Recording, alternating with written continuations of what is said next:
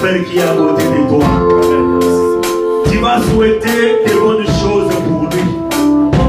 Tu vas encore bannir devant lui les échecs, tout ce qui n'a pas marché l'année écoulée. Que puisse notre frère, ton bien-aimé, puisse encore voir les succès dans les entreprises, dans ses affaires, dans ses activités. Prions tous les uns les autres au nom de Jésus-Christ et élevons le roi. Alléluia.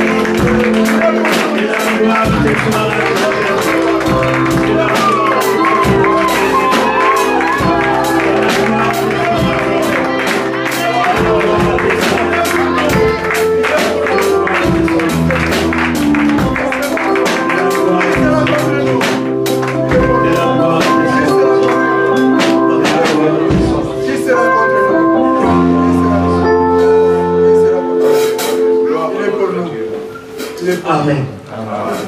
Nous allons nous asseoir. En ce moment, nous voulons exalter Dieu dans tout ce que Dieu a fait dans notre vie. Vous savez, frère, moi j'aime toujours parler que ma vie c'est une vie de témoignage. Si vous me voyez comme ça, c'est un témoignage pour vous. C'est pourquoi j'aime glorifier le Seigneur en toute occasion. Je pense qu'il y a des gens qui ont préparé des cantiques pour le Seigneur. Mais on va d'abord écouter un bien-aimé. Il va d'abord commencer lui à témoigner le Seigneur. C'est l'expérience personnelle qu'il a fait avec le Seigneur. Depuis qu'il est venu dans le Seigneur. La Bible dit que quand vous vous réunissez, s'il y a quelqu'un qui a une exhortation, qu'il le fait pour exhorter les autres.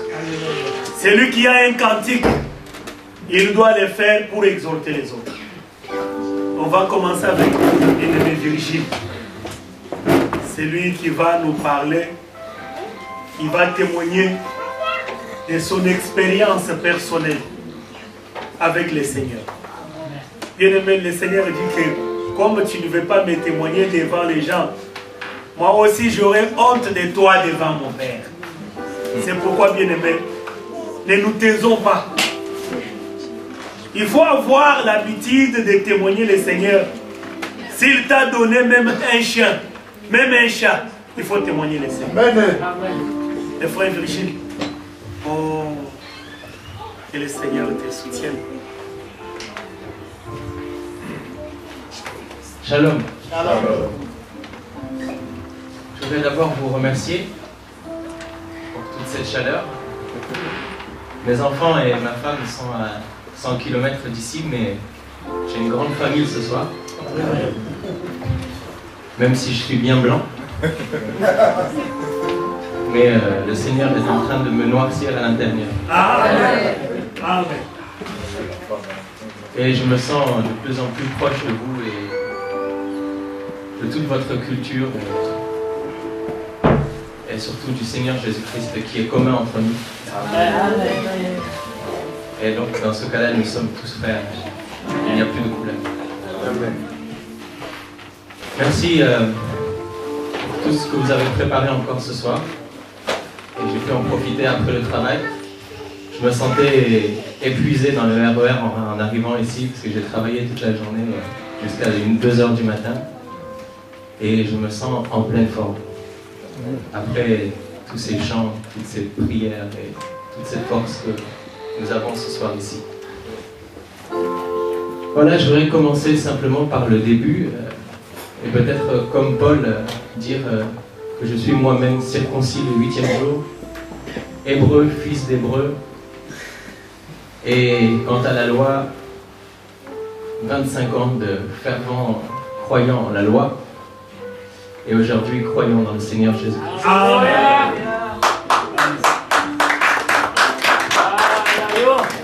En fait, comme disait aussi Paul dans Romains, même si je ne le dis pas avec ces mots, c'est ce qu'il a voulu dire, que quand le Seigneur veut réunir ses enfants, il choisit n'importe quel moyen, et il nous remet dans les droits, dans les rails de ceux qu'il a choisis. Et nous sommes tous prédestinés déjà dans le ventre de nos mères, chacun, pour rencontrer le Seigneur Jésus-Christ. Et nous sommes tous ici aussi pour entendre parler de lui. Et si personne ne m'avait parlé du Seigneur, ben je serais resté ignorant. Et c'est une femme qui est rentrée dans ma vie, une voisine, dans la ville dans laquelle je suis logé actuellement, qui est venue pour prier pour nous, car on avait des problèmes financiers, des problèmes de couple, des problèmes comme nous connaissons tous. Et aujourd'hui, nous ne sommes plus seuls face à ces problèmes. J'étais seul, même si j'étais en famille, car je n'avais aucune solution. Je suis moi-même chanteur, un chanteur d'opéra, et j'ai fait une longue carrière qui ne m'a rien apporté jusqu'à présent. Et j'avais décidé de tenter une dernière chance, tenter les chœurs de l'Opéra de Genève, où je me suis dit, si je peux rentrer dans ces chœurs-là, au moins j'aurai la possibilité de travailler tous les jours, d'être près de ma famille, d'être fixe, d'arrêter de courir à droite, à gauche. Et j'ai dit, je vais prendre un billet de train, même si ça me coûte le billet du train, j'irai. Même si ça fait 1 an et demi, 2 ans que je n'ai plus chanté, je vais y aller quand même. Et cette sœur est venue, et elle a dit, bah, il faut qu'on prie. Je dis, mais prier qui? Elle m'a dit, on va prier le Seigneur, Jésus. Et moi, tu sais, je suis juif et je ne crois pas en Jésus. Je dis, mais si tu veux qu'on prie, on prie, ça fait pas de mal. Et on a prié. Et j'ai vu dans ses yeux cette force, et j'ai vu dans ses mains cette chaleur que le Seigneur peut nous donner. Je dis, tiens, qu'est-ce qui se passe? Et je suis parti à Genève. Et il y avait 40 candidats. Une seule place. Je dis, bon, ben voilà. Je vais rentrer chez moi pour Edoui, j'ai dépensé 300 € de train. Puis voilà. J'ai passé le premier tour, et au bout du premier tour, j'entends mon nom pour passer au second tour d'audition. Je dis, c'est impossible. C'est impossible. Je téléphonais à ma femme, je dis, j'ai passé le premier tour. Elle me dit, oui, mais on a pris. Je dis, oui, mais c'est pas possible. Elle m'a dit, mais si, tu le vois. Au bout du second tour, le directeur de l'opéra arrête l'audition et dit, c'est bon, nous avons la personne que nous voulons. Et le Seigneur m'avait choisi. Le Seigneur m'avait choisi pour faire partie de cet opéra.